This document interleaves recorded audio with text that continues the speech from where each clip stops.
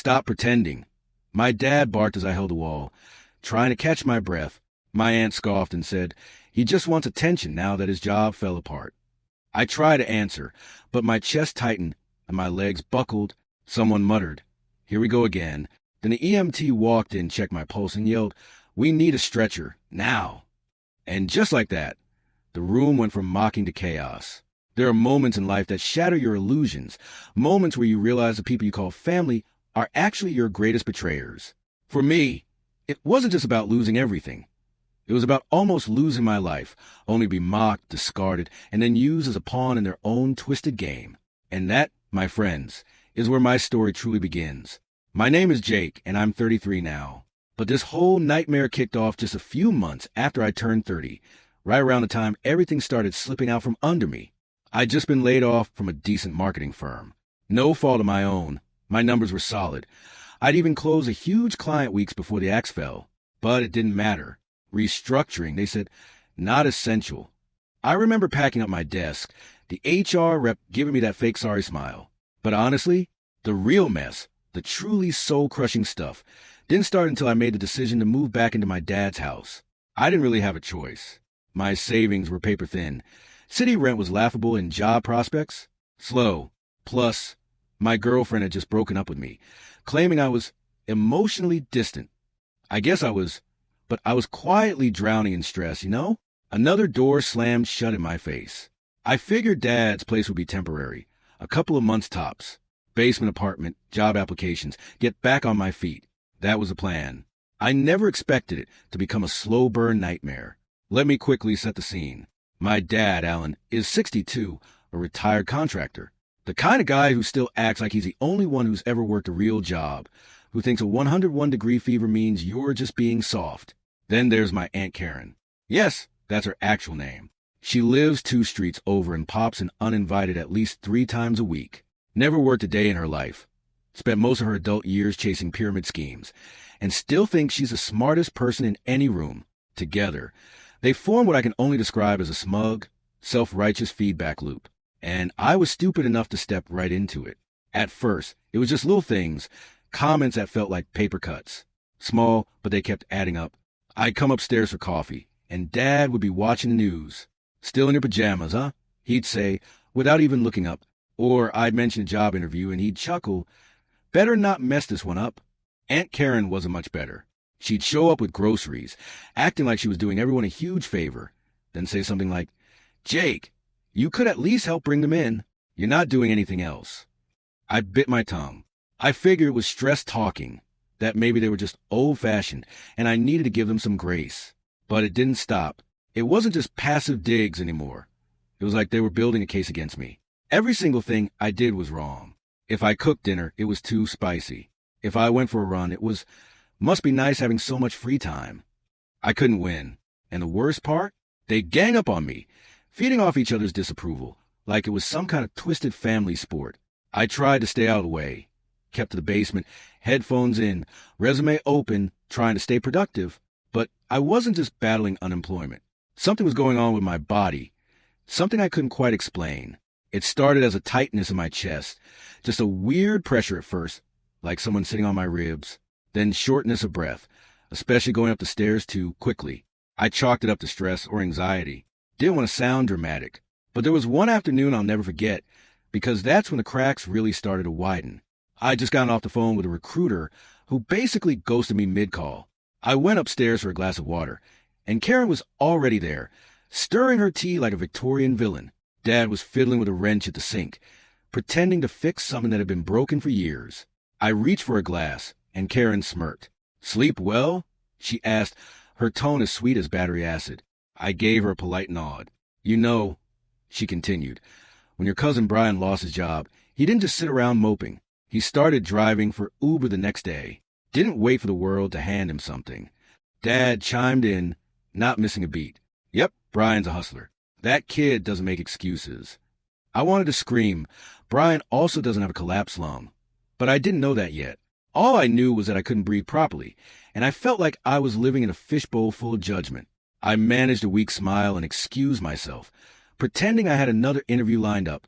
As I walked back downstairs, my vision swam for a second, just a brief flicker of dizziness. It passed quickly, but something told me to pay attention. Of course. Telling my dad I didn't feel right was like telling a brick wall I needed emotional support. When I casually mentioned the chest tightness later that night, he snorted and said, "Maybe try doing a few push-ups once in a while. You're 30, not 80. Karen added, "Probably just heartburn from all that spicy food you cook. Try Tums." I nodded and dropped the subject. Even though the tightness had moved to a burning sensation, I didn't want to seem weak. Not in that house. That weekend, my younger cousin Lindsay threw a birthday party for a toddler, and Dad insisted I come. Said it would be good for me to get out. Karen offered to drive, which meant I was stuck in the front seat with her commentary all the way there. "So," she said, turning down the radio, "any luck with the job hunt, or are we still on vacation?" I stared out the window. Sent out a bunch of resumes. Got an interview next week. "That's what you said last week," she replied, her voice laced with amusement. "You know, Jake, not everything's about waiting for the perfect fit. Sometimes you have to take what you can get." I didn't respond. There was no point. The party was fine, balloons, cupcakes, chaos. But I started feeling winded after helping carry a folding table into the yard. I wasn't doing anything strenuous, just walking across grass, but I felt like I'd run a marathon. I leaned against a fence, tried to breathe, and my vision blurred again. Karen noticed. "Oh, for goodness sake," she said, rolling her eyes. "Don't be so dramatic. You act like you're dying." That hit me harder than I expected. I looked at her, mouth open, but no words came out. The tightness in my chest flared again, sharper this time. My fingertips tingled. I excused myself quietly and sat in the car until the party ended. No one asked where I went. The following week, things boiled over. It was a Tuesday afternoon. I was upstairs looking for a screwdriver. I'd offered to fix the loose railing on the back steps, hoping it might earn me a scrap of goodwill. I was halfway up the stairs when the dizziness returned full force. My chest clamped down like a vice. I stumbled, catching the wall with one hand. Karen was in the living room. Dad was watching TV. I couldn't speak at first, too focused on not collapsing, but they noticed a noise. Dad turned. "Jake, what are you doing?" I tried to respond, but it came out like a gasp. "Oh, come on," Karen said, waving a hand. "He's doing that thing again, acting like he's got some mysterious illness just because life didn't go his way." I looked at my dad, pleading silently. He frowned, annoyed. "Quit faking it," he snapped. "I'm not in the mood for this today." I was shaking now, legs weak, hands numb. My breath caught in my throat like gravel. Someone muttered, "Probably Karen. Here we go again." And then everything blurred. I heard a neighbor shouting, a phone call, sirens. The front door burst open. The EMT walked in, took one look at me, grabbed my wrist and shouted, "We need a stretcher now." And just like that, the entire room, my dad, my aunt, the judgment, the mockery, collapsed into chaos. That was the moment everything changed. When I woke up, everything felt heavy, like I was underwater. The hospital lights above me buzzed faintly, and there was a steady beep echoing from somewhere near my left ear. My chest burned with every breath, and when I tried to move, something tugged at my arm. For tubes. For a second, I couldn't remember what had happened. Then it all came back in waves. The stares, the dizziness, my dad yelling at me to stop faking it, my aunt's voice dripping with disdain. I turned my head slowly, and there they were, sitting side by side in the corner of the room, like they were waiting for a dentist appointment. My dad and Aunt Karen. Dad had that same stony expression he always wore when something inconvenienced him. Karen looked bored, scrolling through her phone. "Oh," she said when she noticed me stirring. "You're awake." Her tone was a relief. It was more like she was annoyed I'd interrupted her scrolling. Dad leaned forward, elbows on his knees. "They said you passed out. Dehydration or something." I didn't say anything at first. My throat was dry and my head spun. The nurse came in before I could ask. She smiled, the kind of tired smile that only hospital staff can pull off. "You're lucky, Mr. Miller," she said gently. "Your oxygen levels dropped pretty low. If the EMTs hadn't arrived when they did, it could have been serious. Your lung collapsed, likely due to a spontaneous pneumothorax." I blinked, trying to process that. "Collapse?" I croaked. She nodded. "Yes, it's rare, but it happens, especially with certain genetic predispositions or stress factors. You'll need to take it easy for a while." Out of the corner of my eye, I saw my aunt raise an eyebrow. So it wasn't stress. The nurse gave her a look that could have cut glass. It was a physical medical emergency, not something he imagined, ma'am.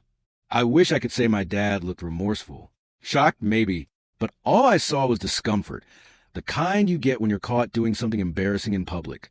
Well, he said after the nurse left, good thing you're all right. Maybe now you'll finally get some rest and stop overworking yourself. Overworking myself? I wanted to laugh, but it hurt too much. For the next 2 days, I stayed in that hospital room alone, mostly. My dad and Karen stopped by once more, dropped off some takeout, and left after 10 minutes because the parking meter was running. My cousin Brian came by, though. He looked genuinely concerned, which honestly threw me off. We'd never been that close, but he'd heard through the family grapevine that I'd been hospitalized. Man, he said quietly, sitting by the bed, they didn't tell me it was as bad. I shrugged weakly. They probably think I'm being dramatic. Brian frowned. That's messed up. I mean, you literally couldn't breathe. Yeah, I smiled faintly. Guess that wasn't convincing enough. When I was finally discharged, the nurse gave me a long list of instructions. Rest, follow-up scans, avoid stress, no heavy lifting. I promised I would.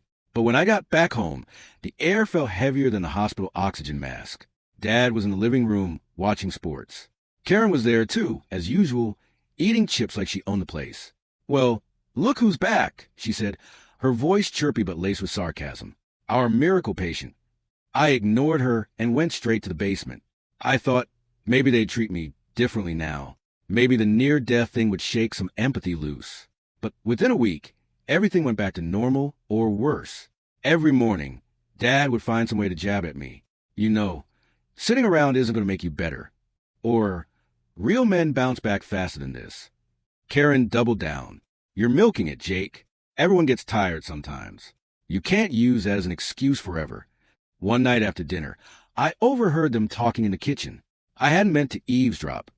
I was on my way up to grab some water, but their voices carried through the vent. Karen, he's taking advantage of you, Alan.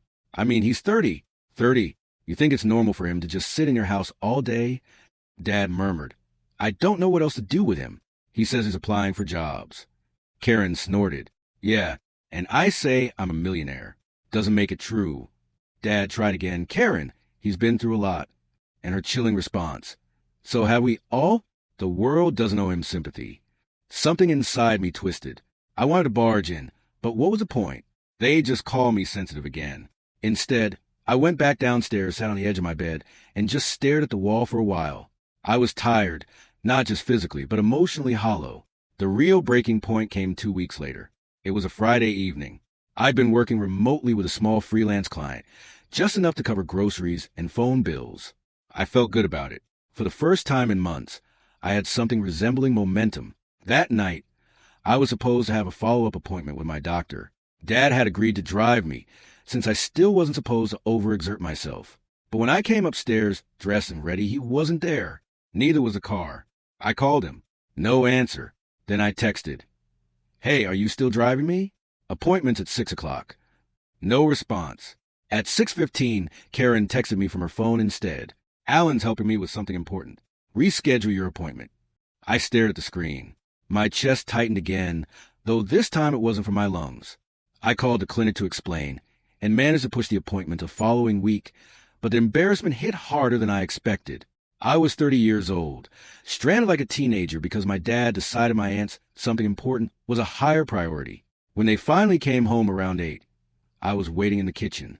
What was so important? I asked, trying to sound calm. Karen waved her hand. Relax. We were dealing with a situation. My neighbor's fence fell and Alan knows his way around tools. Didn't want to bother you, since you're still recovering. The way she said recovering made it sound like a punchline. Dad didn't even meet my eyes. You could have called an Uber. With what money? I shot back. You know I'm just starting freelance work again. He shrugged. Then you should have planned better. Something inside me snapped right there. All I do is plan. I said, louder than I intended. I've been trying to rebuild everything. And you treat me like I'm some lazy kid. I almost died. Dad, that wasn't fake.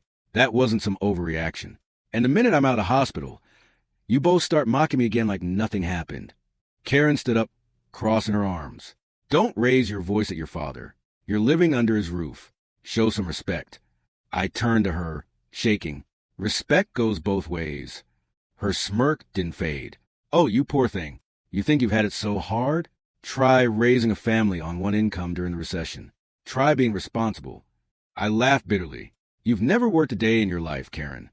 That shut her up for a moment. Dad slammed his palm against the table. "Enough. You don't talk to her that way. She's family." "So am I," I said quietly. "But you don't treat me like it." He glared at me, jaw tightening. "Maybe when you start acting like a man, I will." I walked out, not just out of the kitchen, out of the house. I didn't even grab a jacket. I walked around the neighborhood until my lungs protested again. I ended up sitting on a park bench, shaking from both anger and cold. That night, when I came back, they had locked the front door. My own dad had locked me out. I stood there, knocking softly at first, then harder. I could see the light still on in the living room. I knew they heard me. Finally, after 5 minutes, the door creaked open. Dad stood there, ice cold. "Don't wake the neighbors," he muttered. "You can come in, but don't pull that attitude again." I didn't say anything. I just went downstairs and shut the door behind me. Over the next few days, things got quieter, unnaturally so. Karen stopped showing up for a bit, which had been a relief, but it only made me more uneasy. Dad barely spoke to me, except for clipped sentences about bills or chores. The tension was thick enough to choke on. Then one morning, I woke up to find the basement door open and my belongings half-packed in boxes. At first, I thought maybe Dad was reorganizing something. But then I saw the note taped to the wall. In his handwriting, "Jake, Karen's friend has a place you can rent. You'll need to be out by Friday. I think it's time you learn to stand on your own 2 feet." I stood there, holding the note, my chest burning again, not from a medical condition this time, but from betrayal. I went upstairs, note in hand. Karen was already there, sipping coffee like she owned the house. Dad was silent, sitting beside her. "What is this?" I asked. She answered for him. "Alan and I talked. You've been here for months, and it's not healthy. You're too comfortable. You need a push." I stared at her. "A push? You think this is helping?" She smiled faintly. "Sometimes tough love is the best kind." Dad wouldn't look at me. I realized then that this wasn't just about money or space. It was about control, about pride. My illness, my effort, my pain, none of it mattered. They just couldn't stand seeing me vulnerable. That Friday, I packed my things quietly. Karen hovered nearby, supervising. She even commented on what I chose to take. "You don't need that old laptop, do you? It's practically junk." When I got my car, she said, "You'll thank us one day." I didn't respond, but in my head something hardened, because I knew deep down they just handed me the motivation I'd been missing. And one day, they regret it badly. When I drove away from my dad's house with the last of my things stuffed into the back seat of my aging Civic, I didn't feel angry, not at first. I felt empty, numb, like someone had just erased the last page of my story and left me staring at a blank one. It was raining, of course, the kind of slow drizzle that creeps into your shoes and your bones. I pulled over 2 blocks away and just sat there for a while, forehead against the steering wheel, listening to the soft rhythm of water tapping on the roof. My whole life, I had this quiet belief that if I did the right thing, worked hard, treated people decently, didn't make a fuss, life would meet me halfway. But apparently it doesn't work like that. Karen's friend, the one who supposedly had a place for me, turned out to be a woman who rented out a decaying attic room above her garage. No insulation, shared bathroom, and she charged more than my freelance income could cover. I thanked her politely and left. For 3 days, I lived in my car, parked behind a 24-hour diner where I could sneak in and buy a coffee every few hours to avoid looking suspicious. I told myself it was temporary, just a weird blip in the timeline. But then the freelance client I'd been working with suddenly stopped responding. I emailed. I followed up, nothing. The invoice I'd sent remained unpaid, and I didn't have the energy to chase them down. My chest ached constantly, but I pushed through it, telling myself it was just healing pain. Rock bottom wasn't loud. It wasn't some dramatic breakdown or a big fight. It was sitting in that car at 2 a.m., phone battery dying, hungry, sweaty, and too ashamed to call anyone. I had friends, not many, but good ones, and I knew at least 2 of them would have helped if I'd asked. But I couldn't. Something about that kind of vulnerability felt too raw, like I'd be confirming everything Karen had ever said about me. So I made a plan. I found a battered co-working cafe on the edge of town that offered unlimited coffee, power outlets, and, most importantly, a bathroom. I used it as my base of operations during the day. I applied for jobs, updated my portfolio, reached out to old clients, even posted on a couple of freelancing boards asking for leads. At night, I'd rotate where I parked to avoid suspicion. A grocery store lot, a church parking lot, a park near the lake. The funny thing is that period, as humiliating and bleak as it was, stripped away all the noise. I had nothing left to distract me. No fake politeness, no smug relatives offering tough love. Just me in the silence. And for the first time in months, I started hearing myself again. One morning, I checked my inbox and found a message from a small tech startup based in Portland. They'd seen my portfolio on a design forum I barely remembered posting to. The founder, a guy named Evan, said he liked my work and needed someone to redesign their branding for an upcoming launch. It wasn't huge money, but it was something, more than something. It was validation. We hopped on a Zoom call that afternoon. I wore the one clean button-down I had and took the call in the cafe's back corner, praying the Wi-Fi would hold. Evan was chill, mid-30s, smart, humble, and he didn't care that I didn't have a fancy agency name behind me. He wanted results. I promised him results. For 2 weeks, I poured everything I had into that project. Slept in the car, ate granola bars, but I designed like my life depended on it. Because it did. I delivered early, added a few extras, and Evan was blown away. "You ever think about working full-time remote?" he asked. I blinked. "Are you offering?" "Let's talk," he said. By the end of that month, I had a contract, a real one with benefits, a starting salary that nearly matched what I'd made at the marketing firm. And the best part? I could work from anywhere. The first thing I did was find a studio apartment. Tiny, yes, but clean, with its own bathroom and a window that let in real light. I signed a short-term lease and moved in with a single duffel bag and a sense of cautious hope. The second thing I did was go to a doctor, a proper follow-up. Got scans, tests, everything. Turns out the lung was healing okay, but the stress had caused lingering inflammation. I was given medication and told to take it easy. I actually listened this time. Over the next few months, I rebuilt myself piece by piece. I started exercising again, light stuff at first, walks, yoga from YouTube videos. I started reading, not job listings, but books I actually liked. I reconnected with my college friend Jonah, who invited me over for game nights. I even adopted a cat from the shelter. Scrappy little thing with a torn ear and a mean stare that softened over time. I named her Olive. It wasn't glamorous, but it was mine. And here's the thing no one tells you. Once you stop trying to prove your worth to people who never saw it in the first place, life gets quieter, clearer. But then, 6 months in, I got a text from Karen. "Hi, Jake. Hope you're doing well. Quick question. Do you still have your dad's old tax forms? He's being audited and needs help organizing things."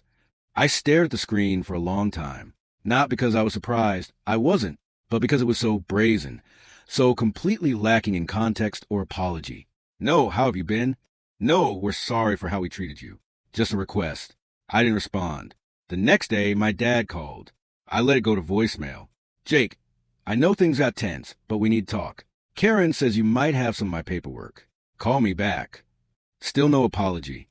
I sat in my new living room, cat curled up on my lap, and realized something important. They hadn't changed.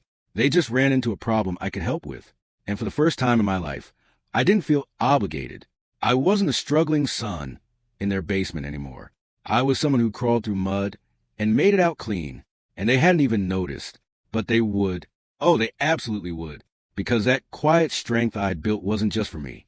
It was a fuel for something bigger, something calculated. I wasn't going to yell. I wasn't going to fight. I was going to show them exactly what happens when you write someone off too soon. And the next phase? That's where things started to get interesting. I didn't reply to my dad's voicemail. Not the next day, or the one after. I knew he expected me to cave, to be the good son again, quiet, compliant, helpful even when hurt. That's how it always worked before. But this time, I didn't feel guilt. I felt clarity. They didn't want me back in their lives unless I was convenient, useful. And that meant one thing. I had leverage. The silence stretched for a week. Then, too, I kept working. The startup gig was going great. Evan, the founder, was thrilled with my designs and even let me take point on a few new product features. I was learning fast, gaining confidence, and most importantly, I was saving money, more money than I ever had before. One afternoon in early spring, Evan messaged me on Slack. Random question. You ever think about investing in something bigger, like starting your own agency or studio? At first, I laughed it off. Me run a studio? But Evan wasn't joking. I've worked with enough agencies to know when someone has that spark. He said on our next call, "You've got it. You care more than most of them. And you know what people like your dad never get? Caring is a superpower." That word, dad, made something tighten in my chest.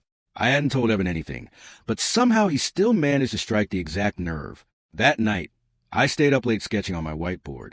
Not designs, plans, connections, names, a web of ideas and intentions, all pointing toward one thing: revenge. Not the petty kind.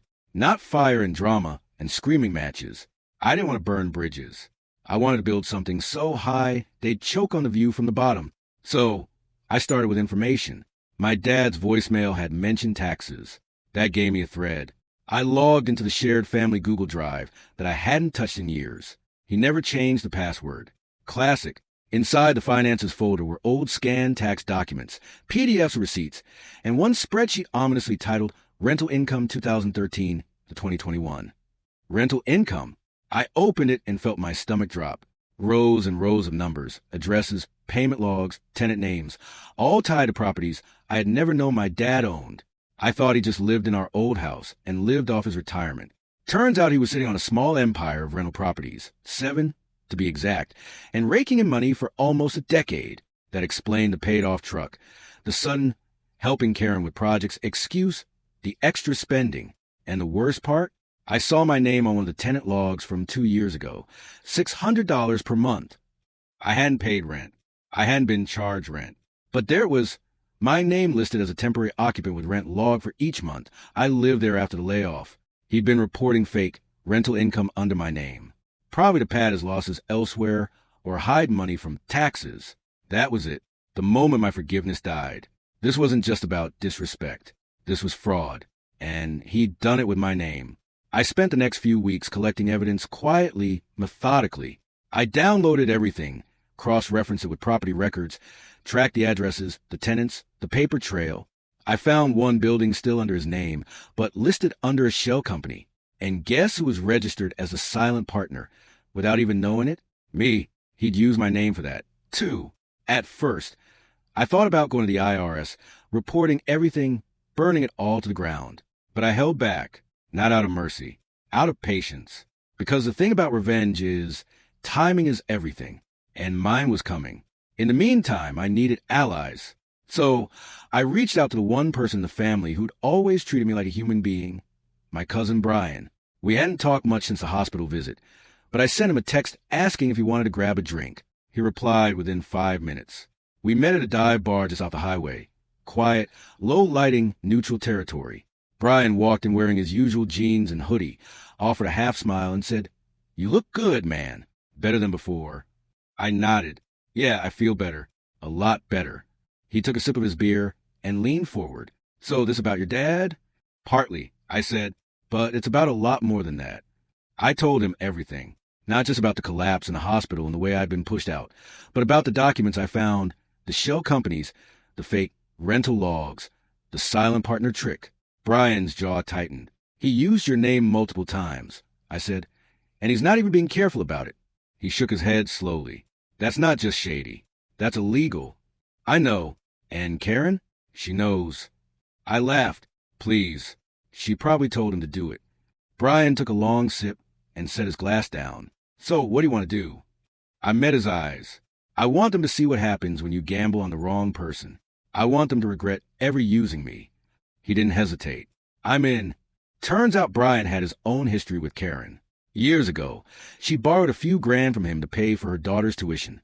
Money that mysteriously disappeared the same month her kitchen got remodeled. He'd never seen a cent back. We formed a plan. Step 1 was securing a paper trail. With Brian's help, I reached out to a friend of his who worked in real estate, someone who could verify ownership records and provide clean, notarized copies of the title transfers. We confirmed everything. The properties, the shell company, the tax filings, all tied to Dad, all with my name somewhere it shouldn't be. Step 2 was getting ahead of the narrative. I didn't want to just expose him. I wanted to own the story. So I created a website, clean, professional, anonymous. On the surface, it was a design portfolio, but hidden within it was a locked page labeled Inheritance. That page held the files, the receipts, the scanned documents, screenshots, everything. It was password protected, but it existed, and I had the power to send it to anyone I chose. Step 3 was leverage. One of the properties on that spreadsheet, a duplex in a nearby neighborhood, had a tenant listed as vacant for nearly a year, but property tax records showed a steady line of utility payments. Someone was living there, possibly under the table. I drove by one afternoon and saw a car in the driveway, a beat-up sedan with expired tags. I knocked on the door. A young woman answered, holding a baby. She was nervous at first, until I explained who I was and what I'd found. He's been charging you rent off the books? I asked gently. She nodded, clutching the baby closer, said it was a handshake agreement, cheaper this way. Has he ever given you a lease? No. I tried to get one once, and he said not to worry about it, that he'd handle the paperwork. I handed her a card with the website URL and password. I think you should take a look at this. And if anyone threatens you, call me first. She stared at the card, then at me. Why are you helping? I smiled. Let's just say I'm tired of him getting away with everything. As the weeks passed, I gathered more little details, more patterns. I even found an old voicemail Karen had left me last year, where she admitted to managing things behind the scenes for my dad's property accounts. It wasn't explicit, but it was enough to suggest complicity. Then, like fate was smiling at me, I got an invitation. A wedding. Karen's daughter Lindsay was getting married in June. They were throwing a big party. Open invite for all the family, at a vineyard they couldn't possibly afford without Dad's help. And that's when I knew the opportunity had finally arrived. One night, I opened the wedding website. Karen had included a family photo tribute section. Old pictures of Lindsay, grandparents, cousins. There, buried in the back, was a photo from my childhood. Me and Lindsay and Karen, and Dad at a lake.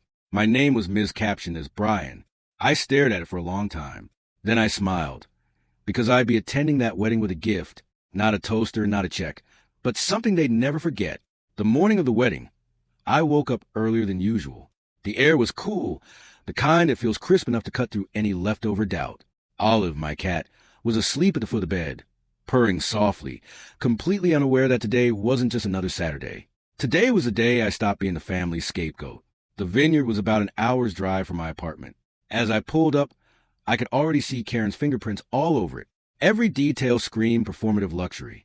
White roses, gold-trimmed tablecloths, string lights that looked like they belonged in a home decor catalog. She'd turned the whole thing into a stage. And for once, I didn't mind. I had every intention of stealing the show. I wasn't invited, technically, but Karen's family had always been the kind that cared more about appearances and boundaries. A late RSVP under Guess a Brian Miller had slipped right through the cracks. And Brian, bless him, had texted me earlier that morning. You sure about this? More than ever. Then I'll be near the bar. If things go sideways, I'll distract them. We planned every detail down to the minute. My revenge wasn't going to be loud. No shouting match, no overturned tables. Just quiet truth spoken in the right room, at the perfect moment. The ceremony went by in a blur of forced smiles and champagne toasts. Karen was in her element, parading from table to table, telling anyone who would listen how proud she was of her daughter and how family is everything. Every word made my skin crawl. My dad stood beside her in a sleek suit, trying to look noble. He saw me once from across the courtyard, blinked in surprise, and then quickly looked away. When dinner ended and the speeches began, I made my move. While Karen was basking in attention near the microphone, I slipped away toward the event coordinator's booth, a little tent behind the main hall, with a soundboard and a laptop connected to projector system. Earlier that week, Brian and I had paid a quiet visit to the venue. He told the coordinator we were part of the video team and needed to test some visuals. We'd uploaded a short 2-minute slideshow labeled Family Tribute Backup. Except it wasn't tribute. I stood behind the booth, waited for the cue, Karen's toast, and gave the coordinator a small nod. He clicked play, thinking he was starting the tribute reel she'd asked for. The lights dimmed. The guests turned toward the big screen. The first image that appeared was innocent enough. An old photo of Karen holding baby Lindsay. Then one of Dad, hammer in hand, building something in the yard. Laughter rippled through the crowd. Then came the next slide, a spreadsheet, rows of numbers, property addresses, the title, rental income 2013 to 2021. At first, people thought it was some kind of joke. Then another slide, a tax document with Dad's name and under co-owner/dependent, Jake Miller. Murmurs started spreading, confused faces.